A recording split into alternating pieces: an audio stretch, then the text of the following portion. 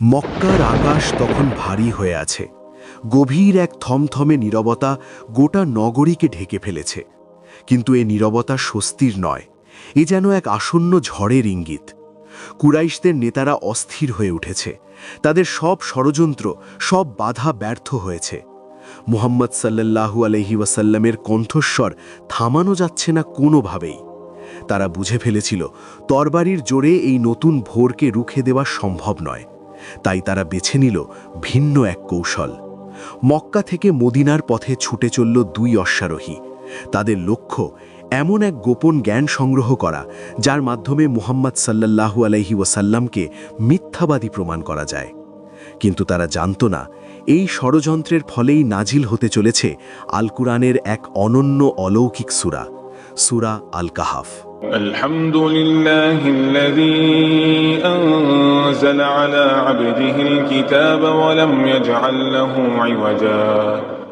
এবং আমরা জানব কেন টানা 15 দিন আল্লাহ তাআলার ওহী নাজিল হয়নি, কেন নবীজি তীব্র মানসিক যন্ত্রণায় কাতর হয়েছিলেন।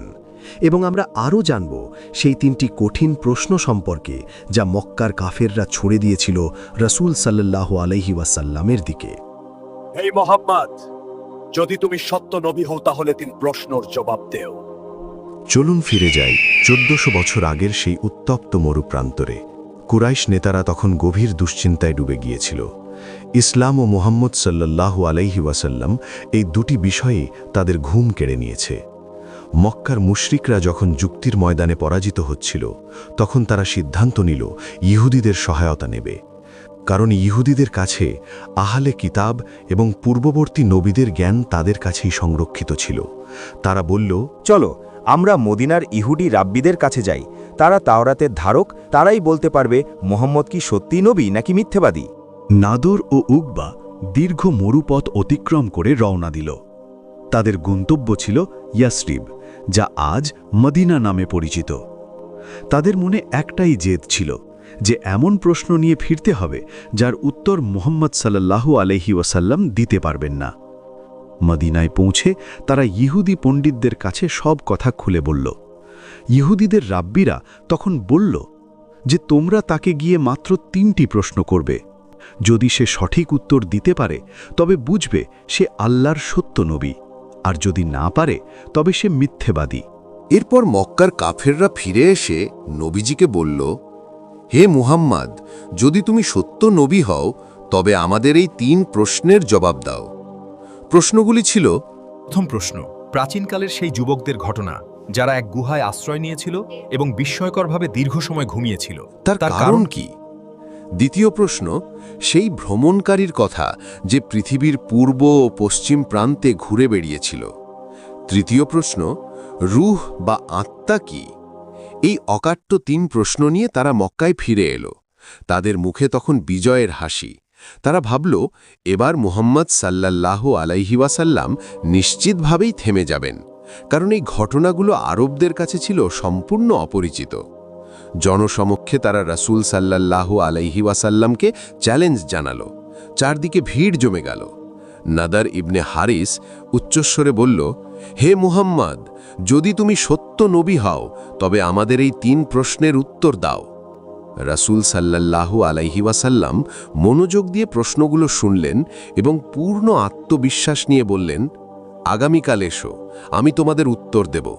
কিন্তু তিনি একটি কথা বলতে ভুলে গেলেন। তিনি বলেননি ইনশা আল্লাহ, অর্থাৎ আল্লাহ চাইলে। অথচ আল্লাহর ইচ্ছা ছাড়া একটি পাতাও নড়ে না। নবীজি আল্লাহর উপর সম্পূর্ণ ভরসা রেখেই কথাটি বলেছিলেন, কিন্তু মুখে ইনশাআল্লাহ না বলার কারণে আল্লাহ তাআলা তার প্রিয় হাবিবকে এক মহান শিক্ষা দিতে চাইলেন। পরদিন কুরাইশরা এলো, কিন্তু জিব্রাইল আলাইহিসসালাম এলেন না। ওয়াহি নাজিল হলো না। নবীজি বললেন, অপেক্ষা করো। তারা ফিরে গেল। 1 দিন, 2 দিন, 3 দিন, ওয়াহি আর আসে না। মক্কার কাফেররা আনন্দে মেতে উঠল। তারা বলতে লাগল, মুহাম্মদের রব তাকে ছেড়ে দিয়েছেন, সে তার কথা রাখতে পারেনি। রাসূল সাল্লাল্লাহু আলাইহি ওয়াসাল্লামের মানবিক কষ্ট বেড়ে গিয়েছিল। একদিকে কাফেরদের বিদ্রূপ, অন্যদিকে আল্লাহর পক্ষ থেকে নীরবতা। প্রতিটি মুহূর্তই যেন মনে হচ্ছিল এক একটি যুগের মতো দীর্ঘ। নবীজির মনে প্রশ্ন আসলো যে কেন জিব্রাইল আসছেন না, তবে কি আল্লাহ অসন্তুষ্ট হলেন? এভাবেই কেটে গেল 15টি দিন। মক্কার আকাশ বাতাস ভারী হয়ে উঠল। নবীজির মুখমণ্ডল বিষণ্ণতায় ঢেকে গেল। এই 15 দিন ছিল নবী ও মুমিনদের জন্য এক কঠিন পরীক্ষা। অবশেষে 15 দিন পর আল্লাহর নির্দেশ নিয়ে জিব্রাইল আলাইহিসসালাম অবতীর্ণ হলেন। তিনি নিয়ে এলেন প্রশান্তির বার্তা। কিন্তু উত্তর দেওয়ার আগে আল্লাহ তাআলা তার প্রিয় হাবিবকে সতর্ক করলেন।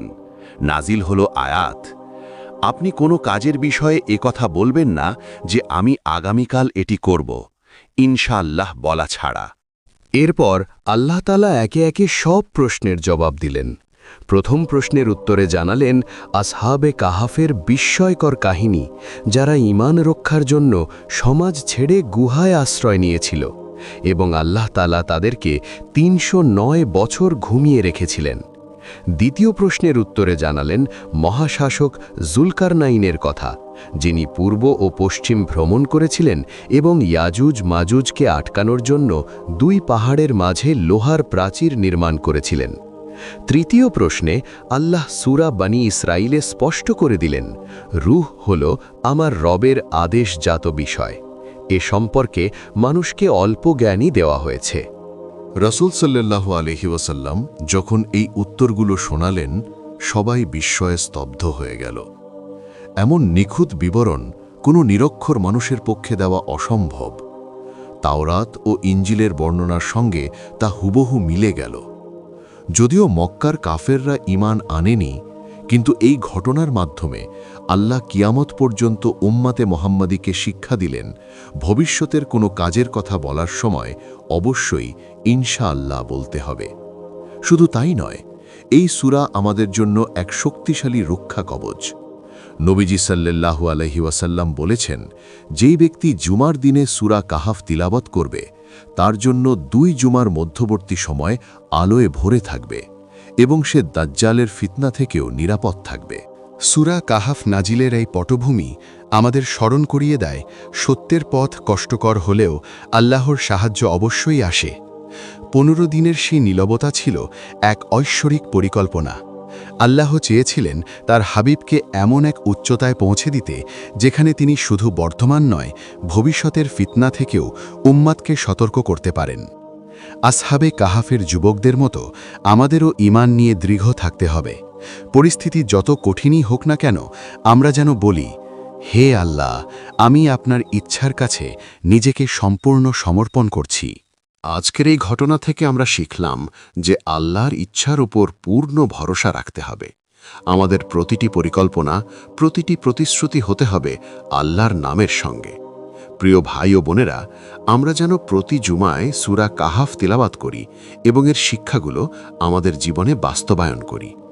আল্লাহ তাআলা আমাদের সকলকে আমল করার জন্য তৌফিক দান করুন।